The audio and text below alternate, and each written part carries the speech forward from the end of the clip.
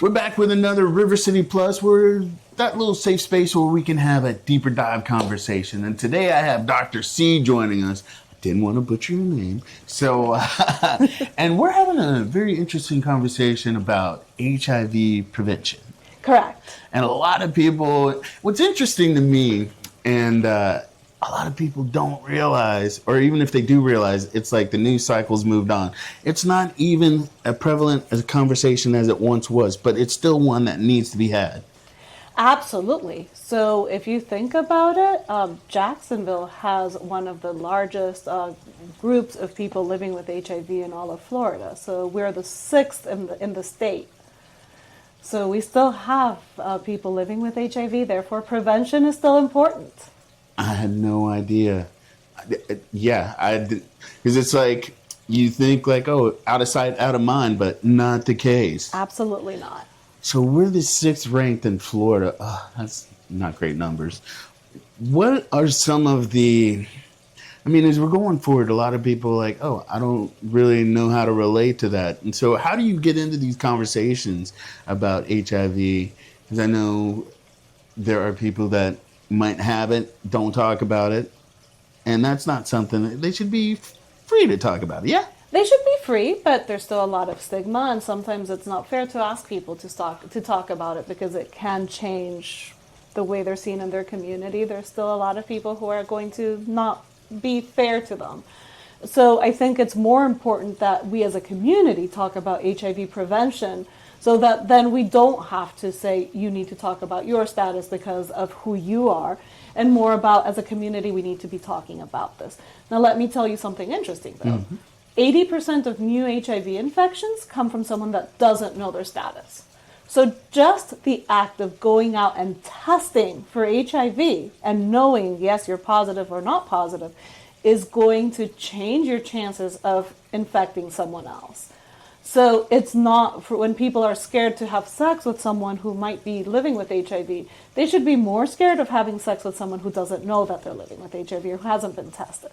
How often would you suggest somebody go get tested? That's another stigma. It's like, well, if I go get tested, that's putting my business out here. Or sometimes people are like, I'd rather not know. And yeah, you should know. You should know. So you should be tested once in your lifetime regardless. And then if you're sexually active, and that means even if you are sure that you're monogamous, you should be tested once a year because you can only know what you're doing.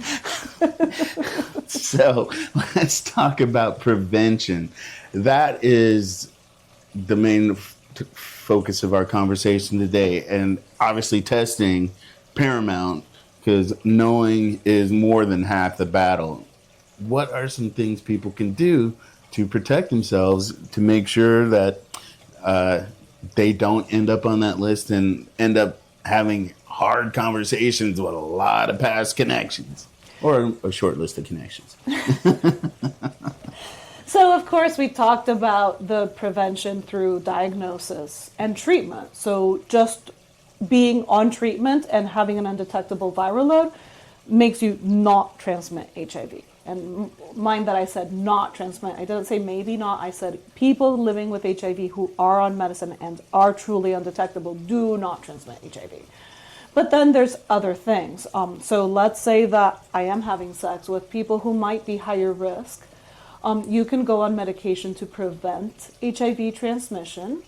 This is called PrEP, pre-exposure prophylaxis, and it can be done in the form of pills or injections, and there's actually been a new FDA indication for an injection that's every 6 months now. So that's pretty cool because before we wanted you to come in every other month to get a shot, but now you can come in and get a shot every 6 months, and that's easier to do, correct? Oh yeah, especially with our hectic schedules.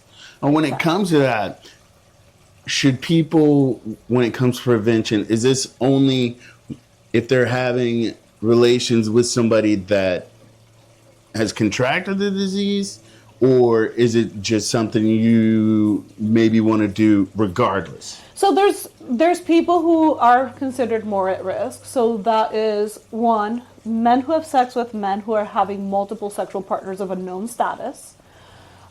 Anyone who has a sexual partner living with HIV, known to be living with HIV.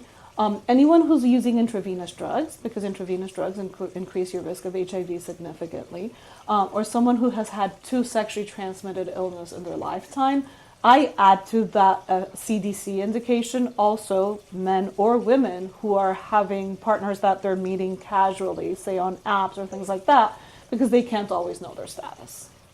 That's a lot to process. And I can't say it puts anybody's mind at ease because these days, I'm not saying nothing, but so what's a good way to go about that, making that connection? Obviously, come see you and your team. Of course. I mean, you can come see me and my team. The lovely Sean and Karen are an amazing resource also. But talk to your primary care doctor. Some of them might be comfortable prescribing it themselves, and if not, they will refer you to a doctor who is able to prescribe. And again, go to a place where you can get tested, because most places that test will also provide you access to pre-exposure prophylaxis. Now, something that I like to also mention is sometimes there's other ways to prevent. So let's say you were not in a high-risk category and suddenly you went out to a bar and maybe had a couple too many drinks and you did end up putting yourself in danger. If you start prevention within 72 hours, you can take medicine to protect you from HIV. There's a phone number you can call. I'll give you the information so you can share it, and we will get you on preventive medicine right away. Because we all know that we may not think that we're at risk, but a situation may happen where we do end up at risk. How do you have those conversations? Like maybe it's somebody that is carrying or has contracted it, and how do they broach that conversation that they're to their partner? I don't know if that's in your wheelhouse, but so again, people who know their status are not my biggest concern. It's people who don't know their status that are my biggest concern. But people who know their status, usually it's not easy, I'm sure, because if you disclose too soon, that person might not feel comfortable, might not be educated in HIV, and might run away or get scared. But when you have that open conversation, you sit down with someone and say, look, I am living with HIV. I will make sure I protect you. Come with me to the doctor so that we can make sure you're protected. And I encourage my patients to do that, because then their partners are not hearing their word. They're hearing their doctor's word to say, look, this is what we're going to do. We're going to keep you safe. And again, first of all, treatment is 100% effective at preventing transmission. So as long as the partner is on treatment and truly undetectable, not just saying that they're undetectable, then the person's not going to get infected. But if they want to have an extra barrier of protection, because again, we don't always know that the other person's taking care of themselves, we can add that prep to make sure that they are safe.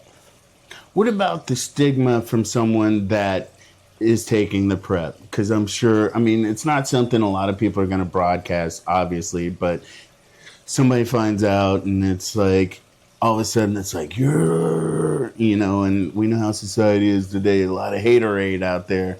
So how does somebody that thinks they might need to take the prep, but they don't want to deal with the backlash per se? Well, I think the injections take away a lot of that stigma because you don't have that bottle at home. But I think also as a society, we tend to stigmatize certain populations. And for example, if you think about it, if you are on PrEP, then suddenly you're either admitting that you're gay or you're admitting that you're having several sexual partners, and you might feel stigmatized, or others may stigmatize you with that. But let's be honest, other people might be doing the same. It's not fair to stigmatize someone for something like that, right? But I think the injectables really help with that, because then no one happens what happens. You come to the doctor, you leave, and you're done. And it's every 2 months or every 6 months, depending on the shot. Yeah, fair, forget that. That's not how we're rolling. So if people want to have a more in-depth conversation with you beyond hours here, how would they reach out to you? So our phone number, they can reach out to us. Do you want me to say my phone number? Yeah. It's 904-747-2025. You can just call us, and we're always available to have those conversations. What about online? They can also reach out to us on the Midway website. I don't think that you can reach out to us with medical questions on Facebook because of concerns for privacy. Sure. But you can. There's a secure way in our website to send messages. But they can at least connect with you if they're online. All right. Exactly. All right. It's good information to have and to share. So whether you're dealing with it, maybe you know somebody that is dealing with it, something they might want to keep in their back pocket for future reference. So thanks for the conversation. Thank you. And more than anything, I think the message is remember that you can stay safe. You can make yourself safe, and you're the only person who can make that decision. So don't assume anything. Get tested and get on preventive medicine if you think that you are either at risk or being put at risk. Sometimes we don't know what others are doing. Mm-hmm. So if you suspect that you are being placed at risk, get on prevention. Really quick, if you start taking prevention and maybe you transition out of that lifestyle or you're deeply monogamous or whatever, can you step away from the PrEP without any kind of physical repercussions? Absolutely. So you can stop PrEP at any time. We recommend staying on it for a month after your last sexual encounter. And with the injections, because they stay in your system a little bit longer, we recommend using a tail. So at the end, taking some oral medicine for a little while, just so that you don't have risk of developing resistance if you did become infected with HIV. Mm-hmm. But yes, you can stop at any time. Awesome.